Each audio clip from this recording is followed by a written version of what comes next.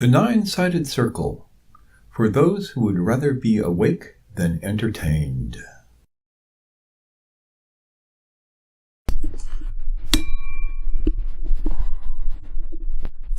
And here we are for another exciting Sunday evening at the old homestead. Glad to see you're all here. As usual, though don't take this for granted because at any time it might change.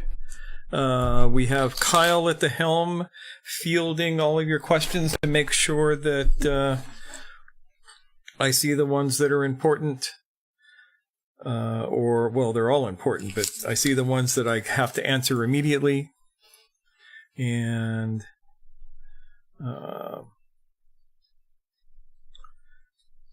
setting up so that I can see my messenger as well. There, messenger is open. And we're ready to go. So, hi, how are you all tonight? Scott says that he can't hear me. My mic shows that it's broadcasting. Can anybody else not hear me? That's a really stupid question, because if you can't hear me, you can't answer that question. Let me rephrase that. Who here can hear me? Okay. So,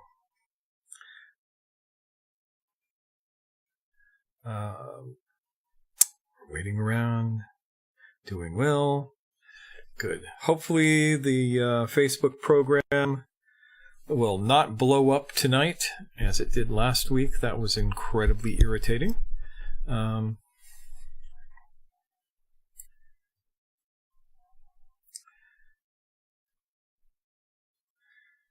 Hello, Sean.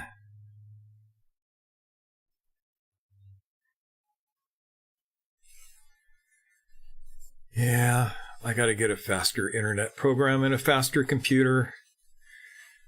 Both of these things would be good. I don't have them now. We'll eventually have them. So, tonight, the topic is whatever we feel like talking about. We will probably touch on a few. Somebody was asking earlier about how do you know when someone is an adult and things like that. We'll probably start by touching on that because it's important.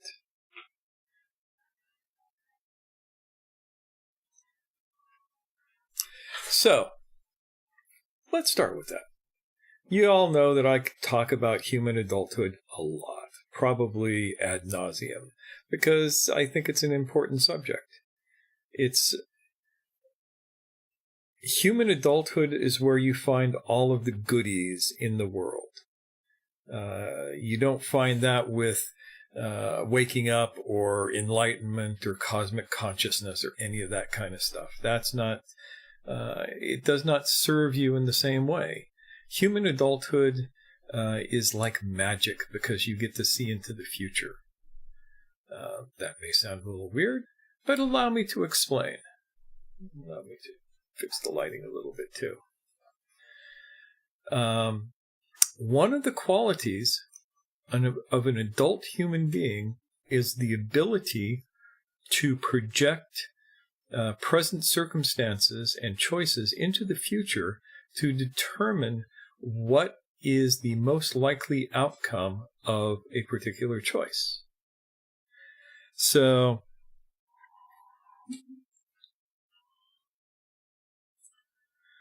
let's say, for instance, you get the urge to have some money. You don't have any money in your pocket and you would like to have some money. And so you go, oh, I want money. Let me go over to that liquor store and stick it up and grab money. Now, in the short term, that will indeed fulfill the money in your pocket thing that you had. But the outcome of that is never going to be good. You might get shot. You might almost undoubtedly get arrested. You might spend a lot of time as a guest of the state. None of these things seem like a good idea. and they are the logical outcomes of that choice. And yet, an amazing number of people do not bother to stop and consider that outcome before they do whatever it is that gives them the instant gratification. So, you can say that one of the fundamental differences between a larval human and an adult human is that an adult human being has the ability to project behavior into the future and act accordingly, even if they have to defer their immediate desires for something later. Just checking messages here.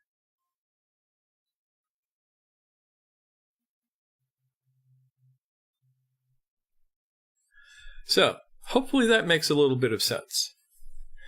That is, in my estimation, one of the most important qualities of an adult human being. And this is something that probably goes back to the beginnings of humanity. There is a theoretical model called speculative tracking that, well, it's not theoretical because it's actual. You can watch a few hunter-gatherer cultures left in the world actually do this, where they will be tracking an animal, lose the tracks, and kind of go into a little trance where they put themselves in the place of the animal and imagine what it's doing.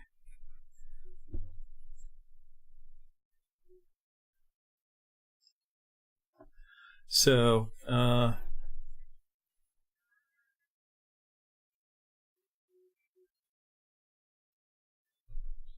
when they do that, they can most often figure out where the animal went without any physical sign at all. And if they go that way, then they again pick up physical sign. It has been suggested by at least one researcher whose name slips my mind at the moment, a South African man who spent a lot of time studying the San Bushmen, who were one of the last groups of people to practice this on a fairly regular basis, that this was the beginning of our ability to literally project ourselves from the now into the future and then bring that information back to the now to make a decision. And that's one of the things that really makes us human.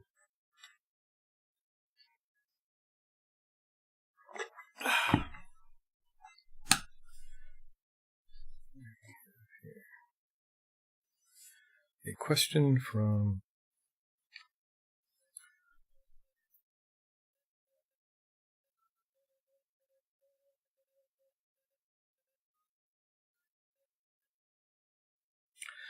So,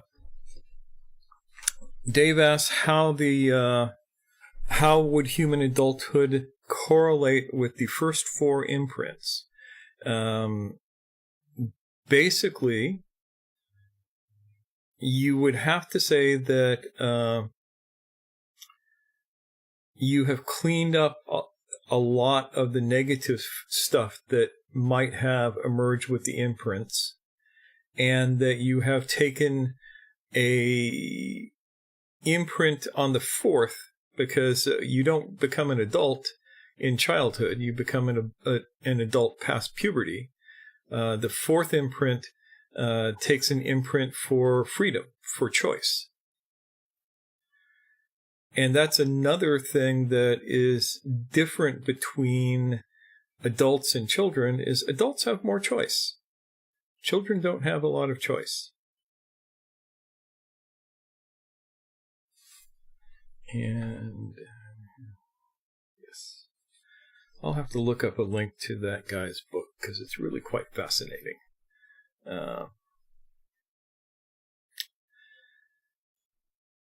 I was reading, I think J.G. Bennett was talking about the idea that God does not act upon this world because the world of bodies, because there is no choice in the world of bodies. There is no freedom. And that's a weird thought, but let's run with that for a minute. What would it be like if you were living in a world where there were almost no real choices? There might be the apparency of choice. You understand the difference between a real choice and the apparency of choice?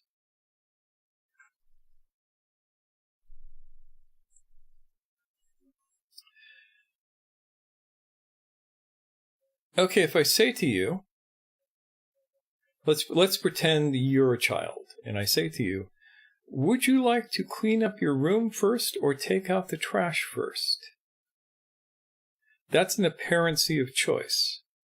But the presupposition is that you are going to do both of these things, and we're pretending that you have a choice about it by letting you pick which one you're going to do first. This is maybe a metaphor for most of life.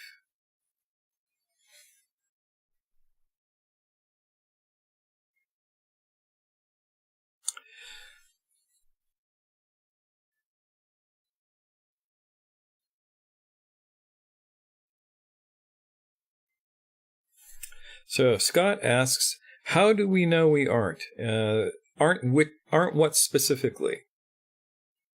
There are so many questions jumping out at times that I might lose the thread of what you are addressing if you don't give me the subject within the sentence.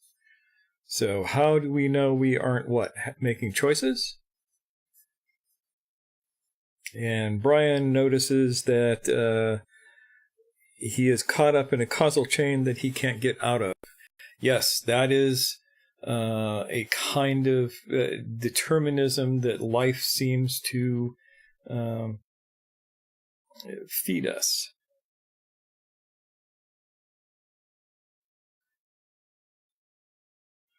How do we know that we aren't in a world, we are or are not in a world with no real choices? This is tricky, but take the example that I gave you of the apparency of choice versus real choice. Or think of a choice that you could make that is radical. And notice all of the things that come up to keep you from making that choice. And not things having to do with consequence, but things having to do with community, for instance, or having to do with religion.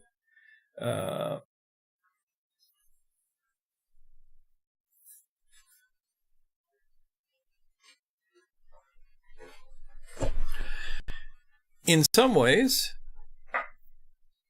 it is kind of a felt thing, I guess, would be one way to describe it. You can work it out logically by examining what choices you actually have. And you can work it out experientially by noticing the automatic choices that you make, or what seem to be the automatic responses that you have, which have the appearance of choice but are not. So somebody says something insulting to you, and you get angry. You can say, I chose to get angry, but most of the time you didn't choose to get angry. You just reacted in anger, mechanically.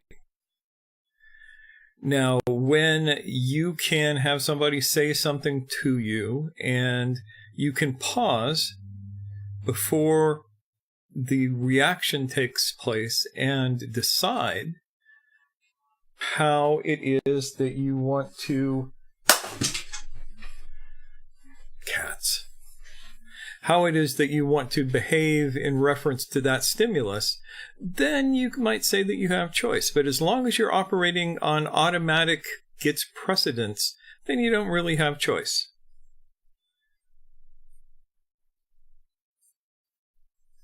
Does that make sense?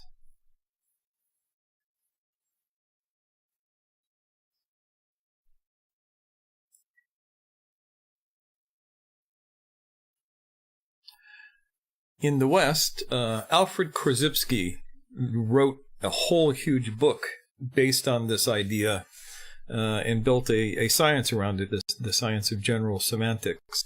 And he talks about making the thalamatic cortical pause, pausing between the reaction of the thalamus and allowing the cortex to step in. And this is something that also adults do that children don't. Children tend to like immediate gratification. And I have mentioned before, and I will remind you again, the classic marshmallow experiment. Take a group of kids, put them in a room, say 5 years old, 4 years old, put a marshmallow in front of them. Tell each kid, you can eat this marshmallow now, but if you don't, and you wait while I go out and do something, when you get back, I will give you a second marshmallow. And the majority of the kids will eat the first marshmallow rather than withholding gratification and getting 2 marshmallows.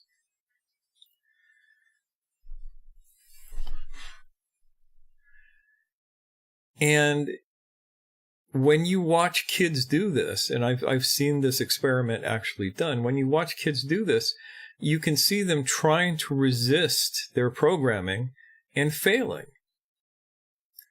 Now, I would suggest to you that adults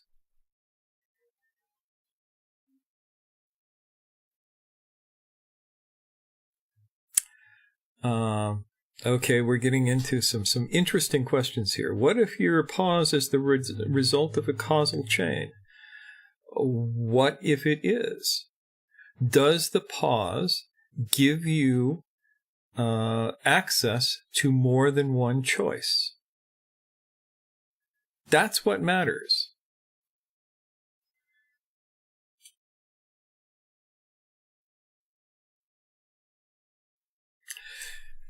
So, let me give you this idea. If you have no choice, you're basically dead. If you have one choice, you're a robot. If you have 2 choices, you're a binary machine. Yes, no. It is not until you begin to be able to exercise 3 or more choices in a situation that you can say that you are awake to that situation. One response is robotic. And you see that in every programmed machine around us. It gets a stimulus, it gives a response. You push the button, the light flashes on the screen. Same button, same light. Every time I push the A key on my keyboard, I see an A on my screen.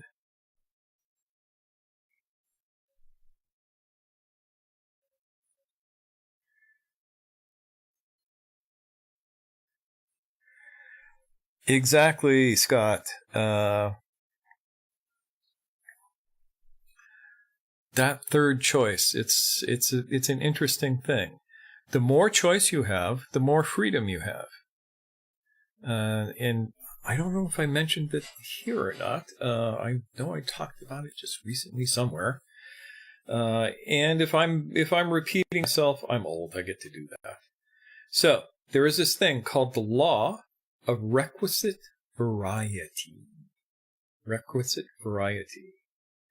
And it states that the element within any system that is most flexible controls the system. That means, and this comes from systems theory, and it means that whatever element in that system has the most choices is the one that is in control. You can say that the one with the most choices has the most freedom.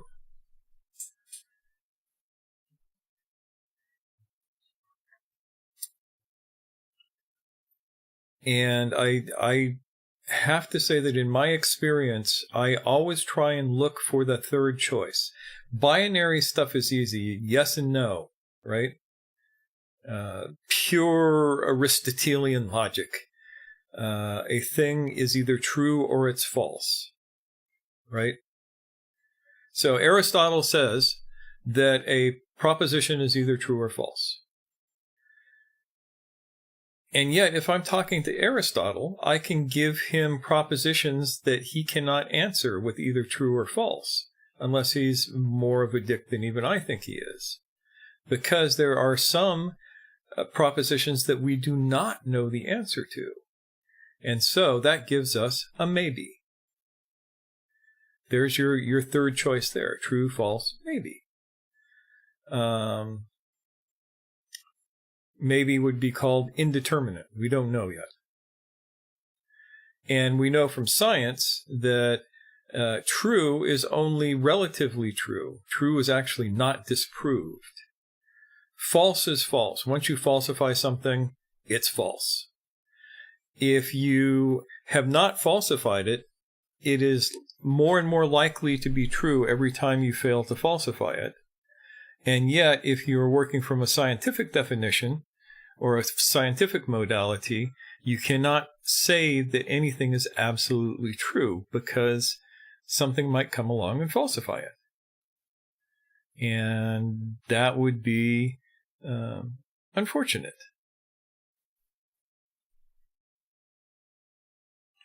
So, what other choices about a proposition might we have?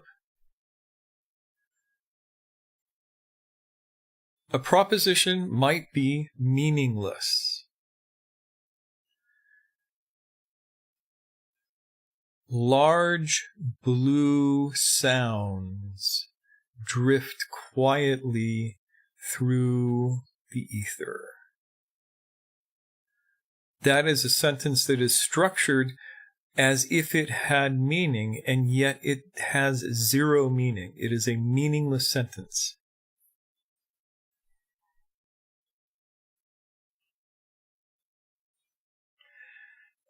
Scott asks, so would relativism be defined as adulthood? I wouldn't define it as adulthood, but it would depend on how one defines relativism.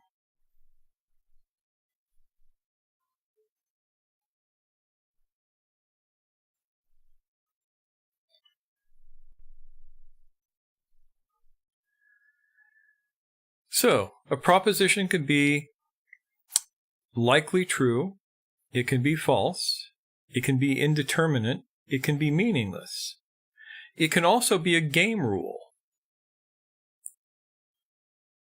And this is something that we do not understand in this culture, is that any proposition that we encounter might in fact be nothing more than a game rule. So, if you want to play the Catholic game, then one of the rules that you play by is that little tiny wafer of pseudo bread magically becomes the flesh of a 2,000-year-old dead guy, and the wine in the cup magically becomes his blood. And if you do not accept this as true, you do not get to play the Catholic game. So that's an example of a game rule. And here's a fun thing. Fun fact. People get more upset when you violate their game rules than when you violate their reality.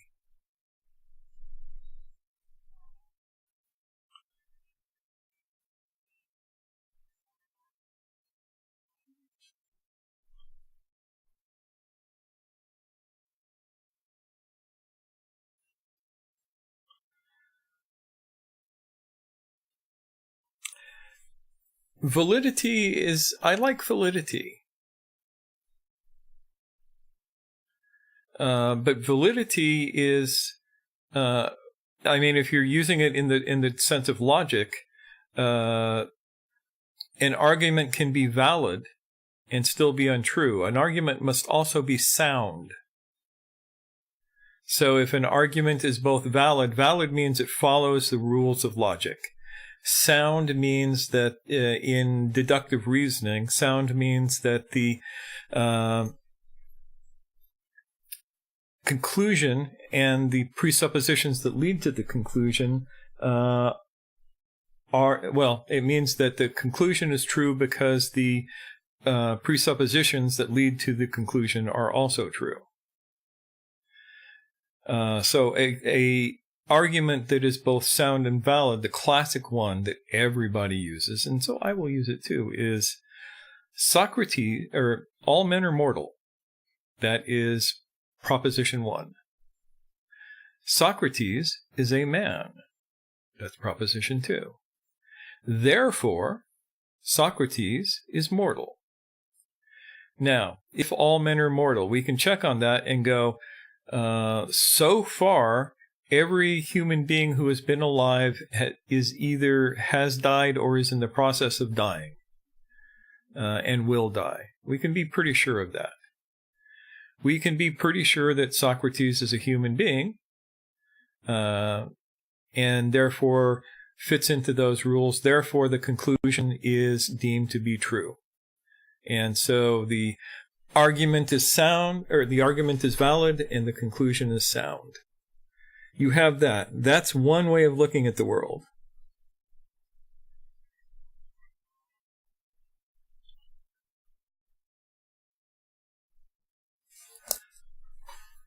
Yeah, and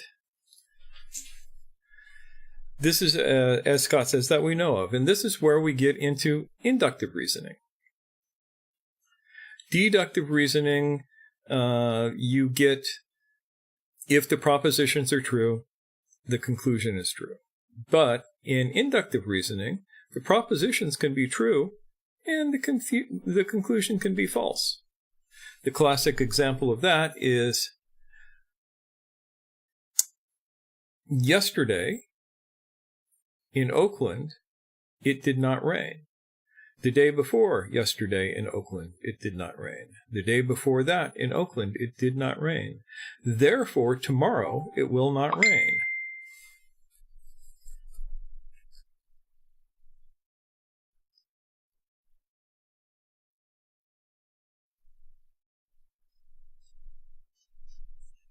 Got a question coming in on the...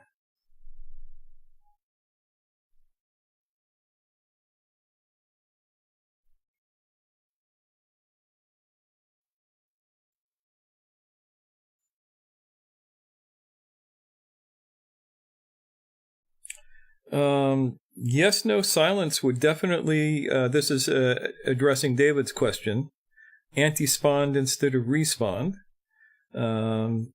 Yes, no, and silence are definitely 3 choices, so you just added 1 choice. Congratulations, you have increased the level of freedom in your life.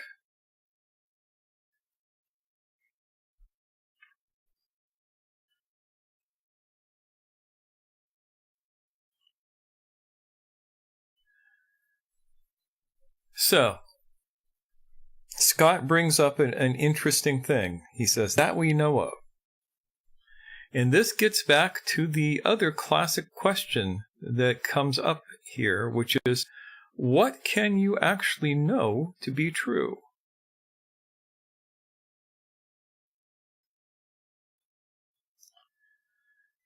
And many, many very smart people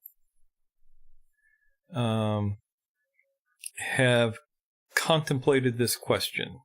The classic example in the West is Descartes, with his radical thought of what can we know is true. And he came up with his answer.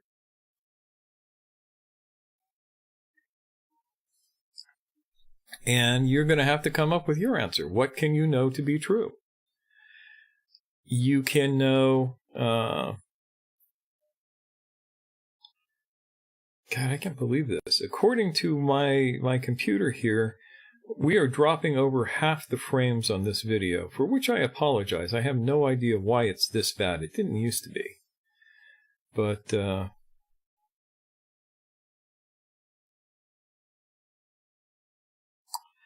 I would have to know the meaning of know to know. To know is to experience directly without doubt. So, I mean, Nick, you know your Descartes. You know how he defined it.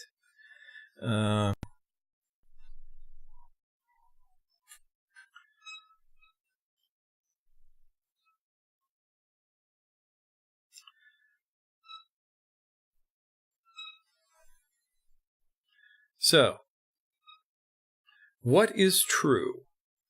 True can be that thing which, well, there's a lot of definitions of true. I like Philip K. Dick's definition of truth more than any other I've run across. It's not the one that I would use here, but it is my favorite. And that is, truth is that which, when you stop believing in it, is still there, to paraphrase slightly.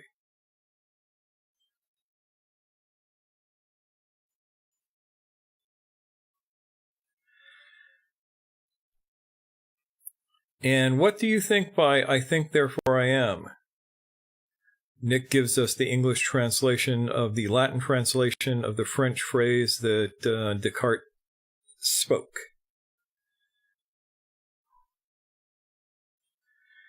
And when I don't think, then what? The answer is, who is it that is not thinking?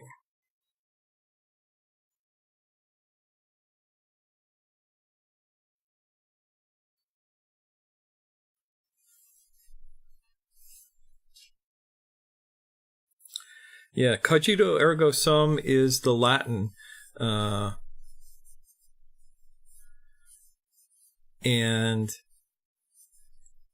as I have said before, Descartes didn't say it in Latin. He said it in French. Ended up getting translated into Latin.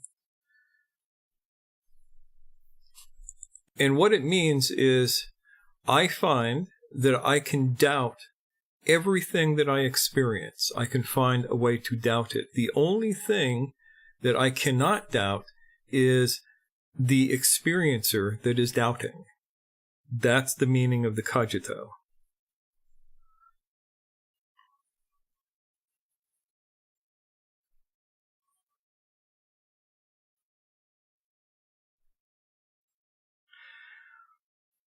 Nancy asks, is there a way for people to become more clueful?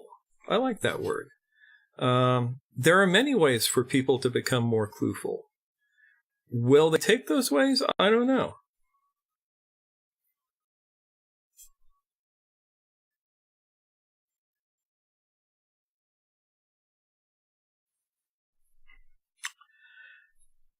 Yep.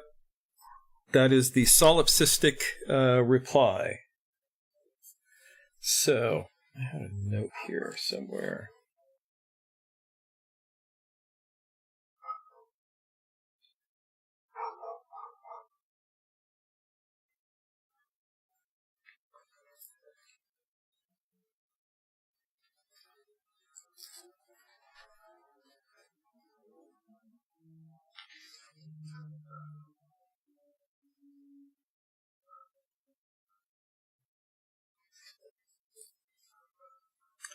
So, in Sufism, there is a term.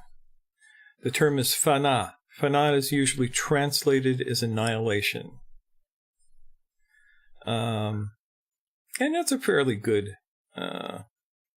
translation. It's the dissolution of stuff. And there are various definitions and ways of how fana work. And the classic ones talk about annihilation within various peoples until you get annihilated in God.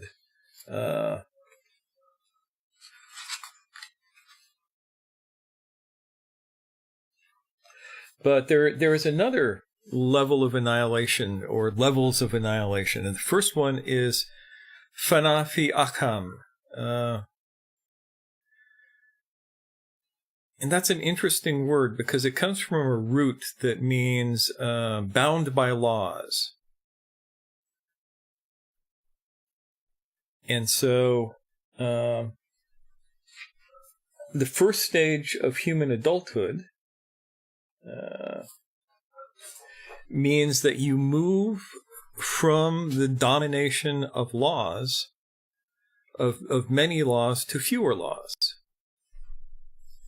And there's various models of how that works. Mr. Gurdjieff had an exponential model where at the bottom there were 96 classes of laws that you were stuck with.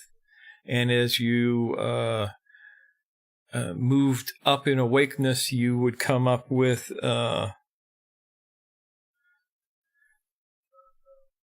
less and less of them. And so it would go from 96 to 48 to 24 to 12 to 6 to 3 to 1.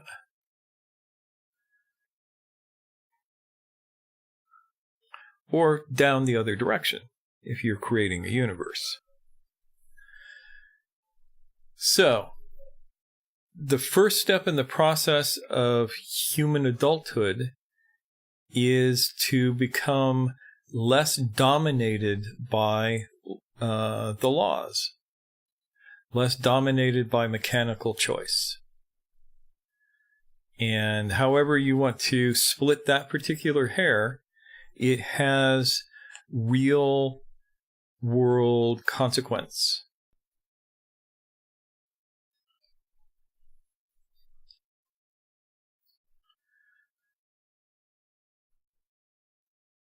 And one of the sad things is that you cannot really move through that level of annihilation until you first experience yourself as being dominated by the mechanical. And that's a very unpleasant experience for most people.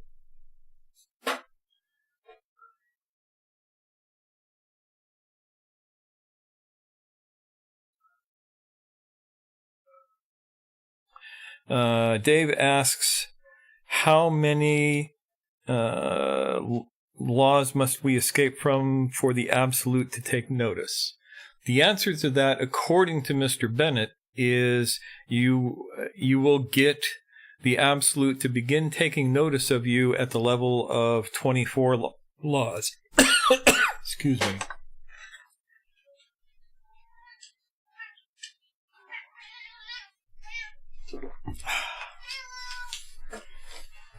Oh, hello, dog.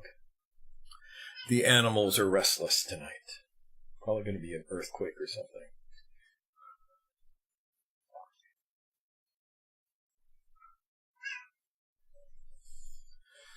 So,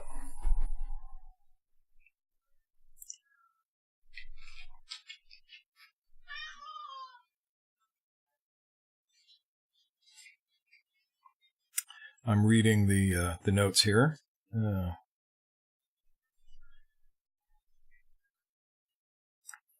So, understanding the laws is kind of a weird thing, because it's actually classes of experience as opposed to thou shalt not cross this street when the light is red.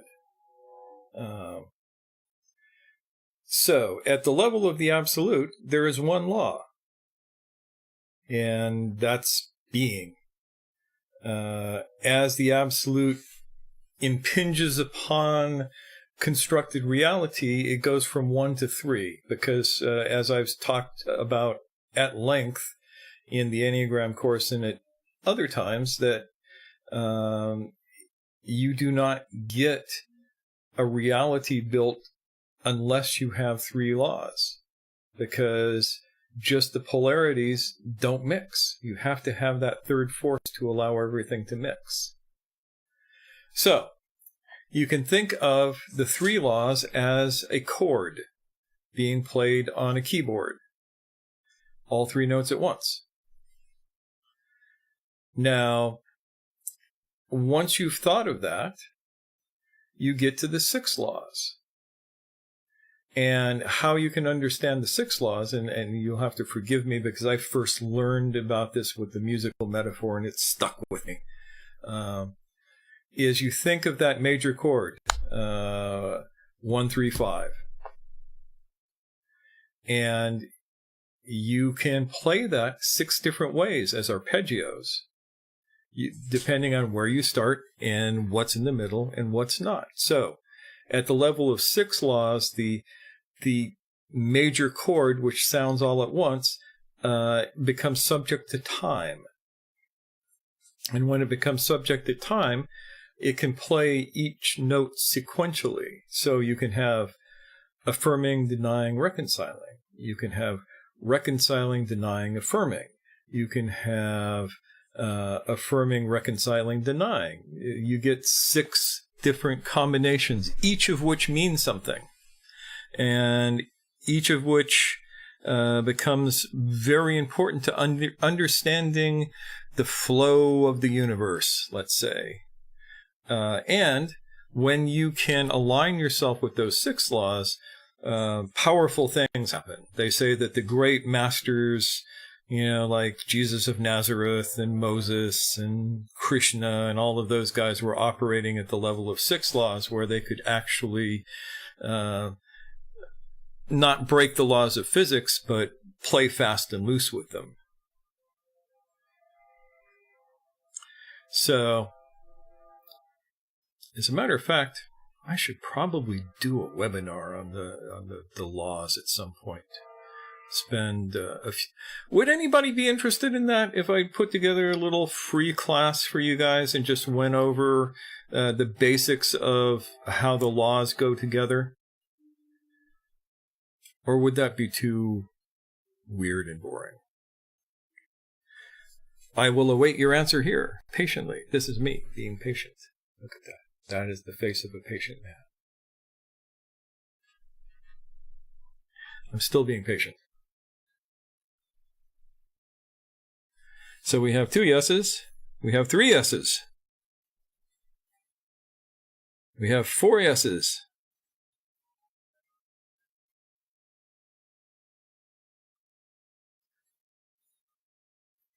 We have 5 yeses.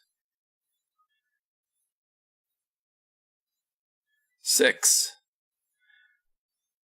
6 is enough that I would actually do the class. Okay, let me see about how I can put this together and where I will be doing it. Facebook is not the best place to do it because it's too hard to communicate. And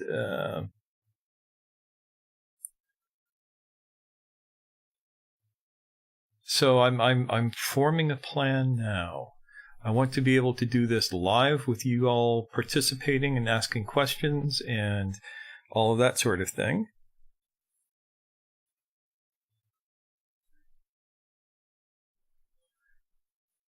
Good.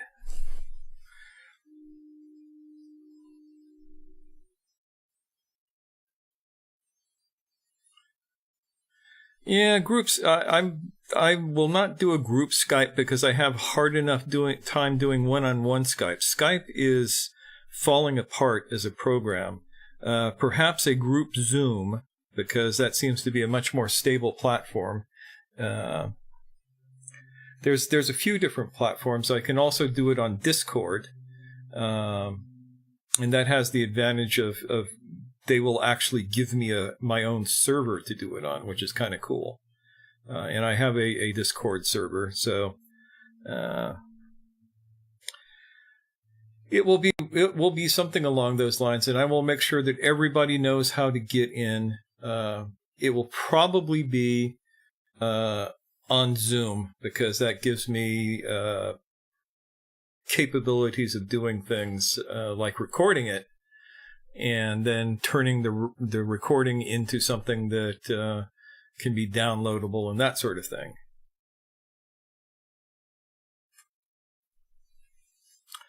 So I will let you know about this. Kyle, be sure to nag me about this so that I will not forget it and wander off aimlessly, and you know how that usually goes. And we will definitely do that. I think that would be good. All right. Something has come out of the ramble.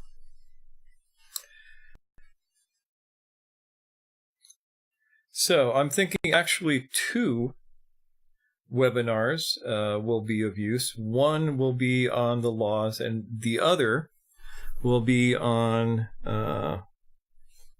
the precepts, because I need to do something on the precepts, especially for those of you who are actually officially my students, because you're going to have to start working with them, because that's what we do.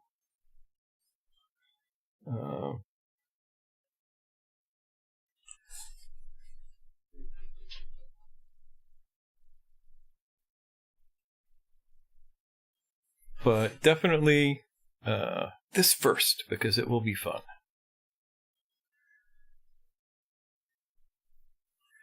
All right, so any more questions? Any more thoughts?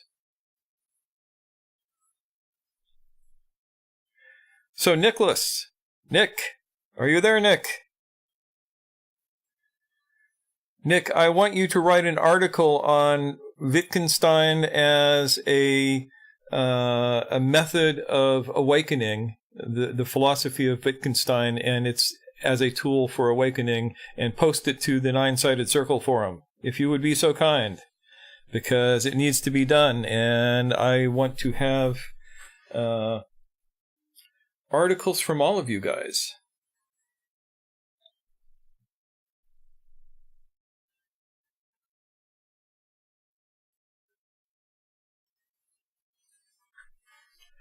So y'all have probably noticed that Ramon has been posting stuff to the Nine-Sided Circle page or forum, one of the two, I forget which, on a fairly regular basis now.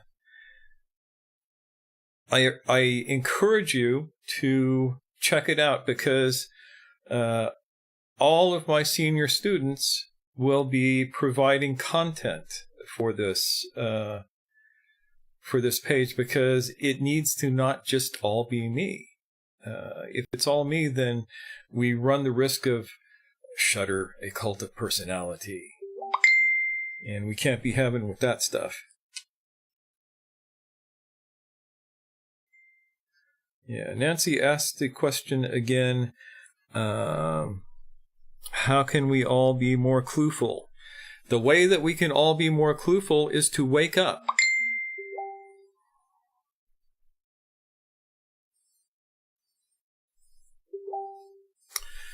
So, Dave asks, which philosophers, thinkers in the West have woken up into adulthood? For my money, the first guy who comes to mind is Walt Whitman, the poet laureate of America, who was, I consider him to be an enlightened guy. Probably Thoreau, Wittgenstein, maybe Husserl, not Nietzsche.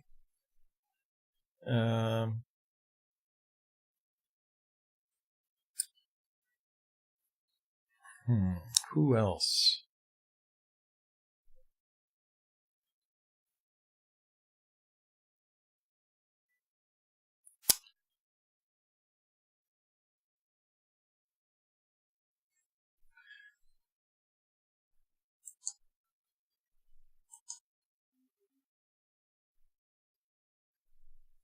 Who would be?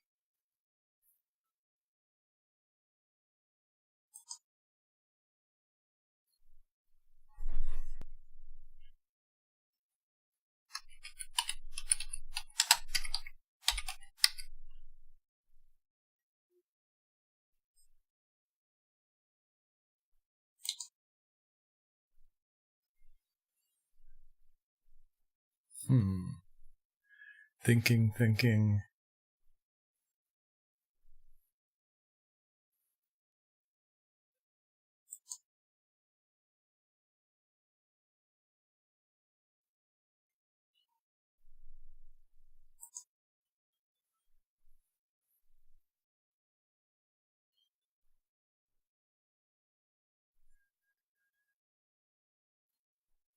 There were a number of philosophers in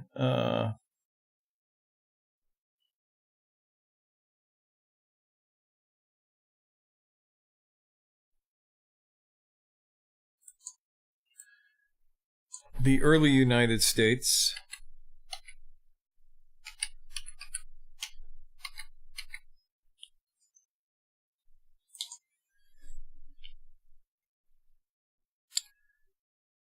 God, somebody is slipping my mind.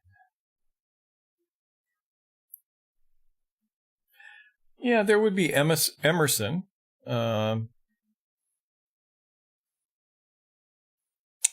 Maybe Margaret Fuller.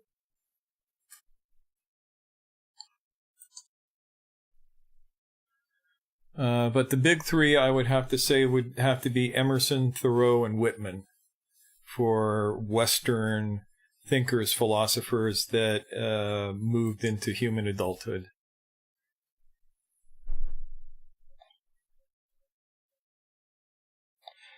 Yeah, Goethe.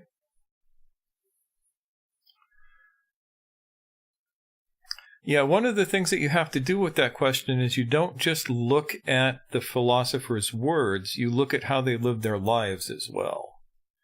And there's a lot of people who can think really good who had terrible lives, who did not live authentically in the now.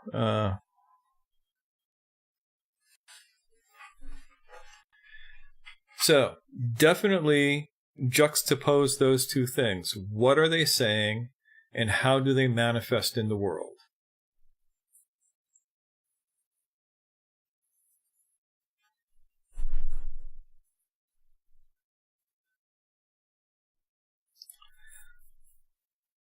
Okay, more questions. Any more questions? We're coming up on the end of the cycle again.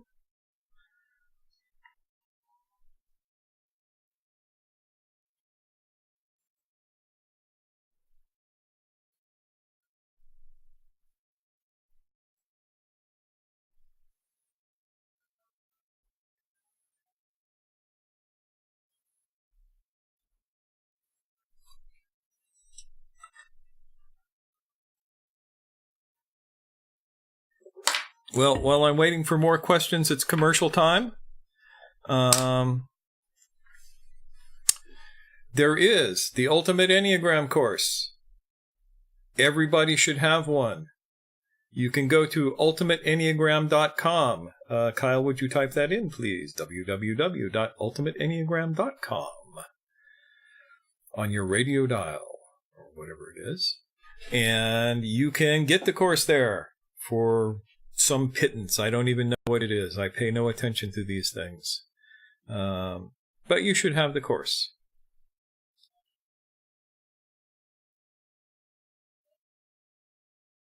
And strangely enough, I still have that last slot open, which I am going to keep open until the end of the month. So I'm going to nag everybody here and go, you have this opportunity to talk with me privately. And by the way, for those of you who are on my private chat list, this is the time where you are supposed to throw in a spontaneous, unsolicited testimony about how cool it is. And I would like to fill that last slot. If I don't, that's okay, but it would be fun to fill it. So, I will remind you again that you can have 4 hour, what was it? Yeah, 4 sessions for $200, which is half off, or 6 sessions for $300, which is still half off.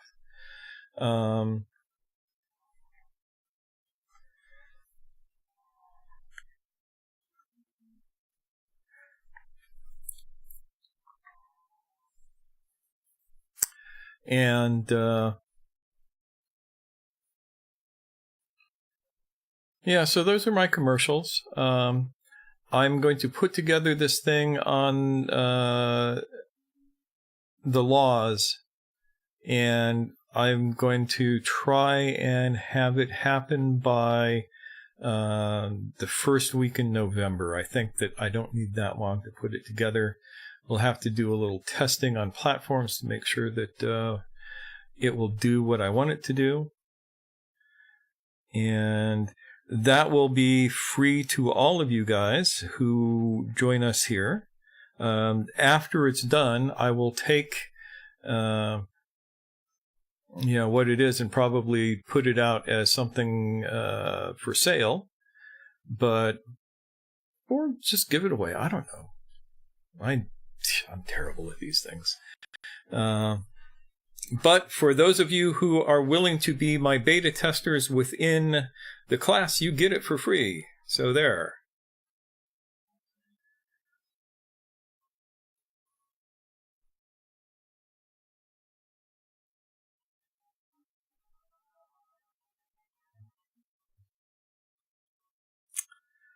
Okay. So then, thank you again for putting up with me and listening to me ramble on.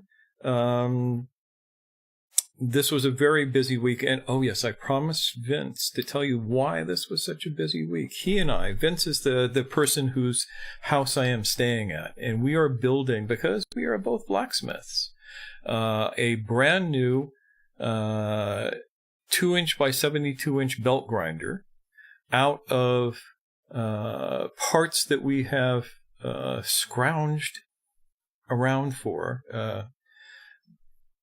This thing started out as a treadmill, a running treadmill, and we got a variable speed motor out of it and metal for the frame and all sorts of crazy stuff. It looks a little bit like a Rube Goldberg device, but the thing is working amazingly well so far with very few glitches, but it has been a busy week on that, and that means that next week, if all works well, I will be starting making knives again, pounding some red-hot steel and turning it into blades, and I'm very excited about that because I haven't done that in a while, and I love doing that. So you'll hear more about that, but Vince made me promise to tell you about the grinder because he's very excited about it, and there will be pictures at some point. And you'll see. So,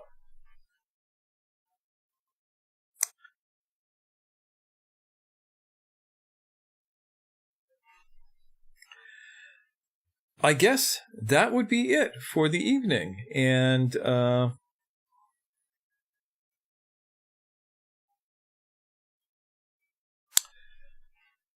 so without further ado, I will thank you all again for coming and putting up with me and listening to me ramble on and asking really interesting questions and making this a conversation worth having, because without you, I'm just talking to an empty room, or maybe the cats, and the cats don't care. So it is greatly appreciated.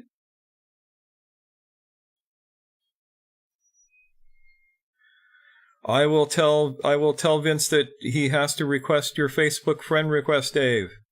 And we will see you same time next week. Take care.